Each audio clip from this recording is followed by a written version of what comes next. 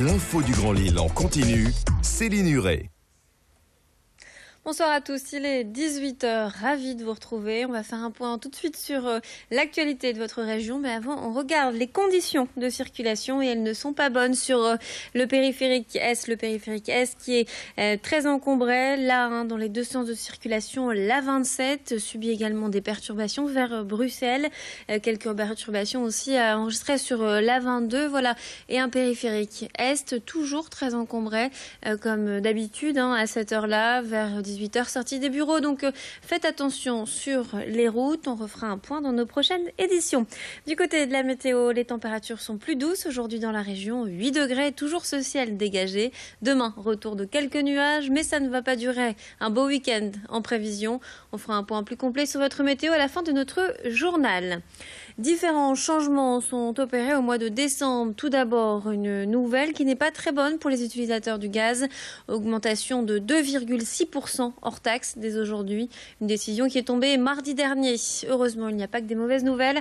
À partir de ce jeudi, la SNCF va indemniser les passagers des TGV et Intercités qui subissent un retard de train d'au moins 30 minutes à leur arrivée, quel que soit le motif.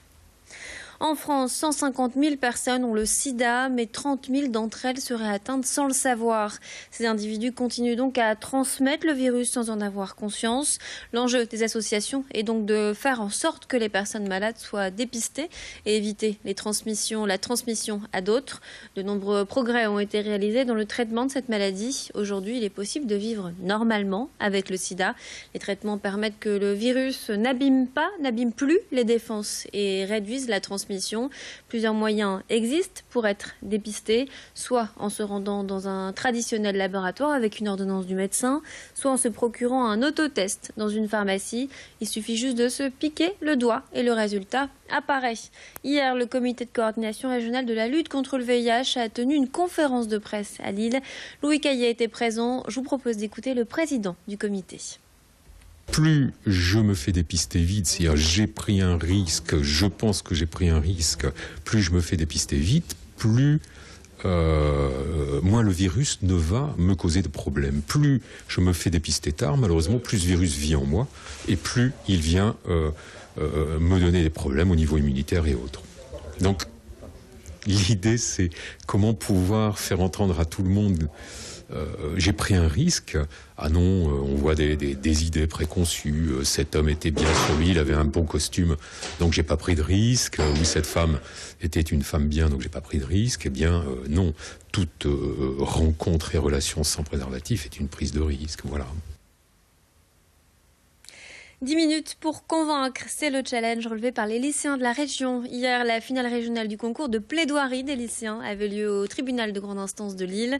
Pendant 10 minutes, chaque jeune a dû plaider sur un sujet autour des atteintes fondamentales aux droits de l'homme. Certains ont choisi de parler des violences faites aux femmes, d'autres l'accueil et l'hébergement des immigrés en France. Le jury était composé d'avocats, mais aussi de journalistes. Dans la région, une dizaine de lycéens sont passés à la barre. Le vainqueur participera à la finale qui se déroulera à la fin du mois au Mémorial de Caen. Le finaliste du concours gagnera un séjour à New York et visitera l'ONU. Je vous propose d'écouter l'une des organisatrices du concours au micro de Vincent Vieillard et Alexis Tessier. Ce concours, c'est le 20e cette année. Ça fait 20 ans que les élèves choisissent un sujet et ils dénoncent un cas de violation des droits de l'homme. Ils nous envoient un résumé. On sélectionne, un jury de sélection sélectionne par jury 10 équipes qui sont invitées à plaider comme tout à l'heure lors de la finale régionale. On choisit une équipe gagnante composée de 1 ou 2 élèves qui sont ensuite invités pour la finale nationale, cette fois-ci à Caen, au Mémorial. Et dans cette édition, le portrait d'un artiste nordiste, Moss Art, reportage réalisé par Idil Gunaï.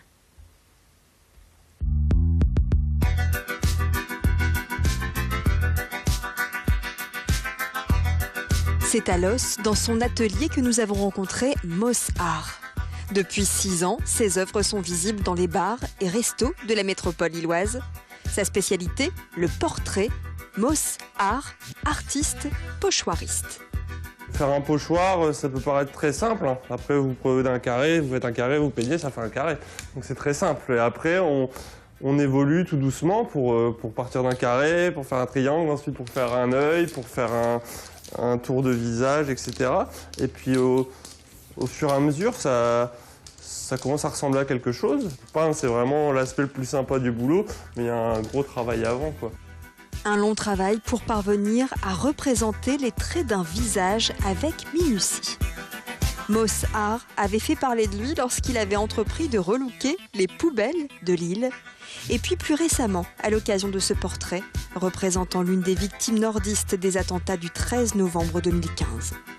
Aujourd'hui, sa notoriété est telle que des commandes lui parviennent. Je fais pas forcément ça pour le vendre. Après, ça fait toujours plaisir d'avoir un retour positif sur son travail et que ça plaise. Donc c'est les gens qui ont fait que ça a marché. Après, moi, j'y suis pour rien. Moi, je fais ce que j'aime et puis si ça marche, tant mieux. Ça me permet de me vider la tête le lundi en pensant qu'à ma peinture et puis de revenir le mardi au boulot sereinement. Mon métier, je l'aime aussi. Mais si je pouvais à terme ne faire que de la peinture, ce serait sympa. Un moyen d'expression qu'il couple avec son métier de conseiller en banque, en espérant peut-être un jour se consacrer à 100% à sa passion. La région et la SNCF ont lancé un nouveau dispositif permettant aux entreprises d'offrir un mois de train gratuit à leurs salariés pour se rendre au travail. Quelques critères sont toutefois respectés pour que la société puisse profiter de ce service. Les locaux doivent être situés à proximité d'une gare du réseau TER Hauts-de-France et à l'issue du mois de test, un questionnaire sera remis aux employés. Nous nous sommes rendus, comme vous pouvez le voir sur ces images, dans l'une des entreprises qui participent au projet, Proxiad, une société spécialisée dans les prestations de services informatiques. Pour les dirigeants estiment qu'il est de la responsabilité sociale des entreprises d'adhérer à ce nouveau dispositif. Voilà, c'est la fin de notre édition. Tout de suite, un point complet sur votre météo et on se retrouve au prochain quart d'heure.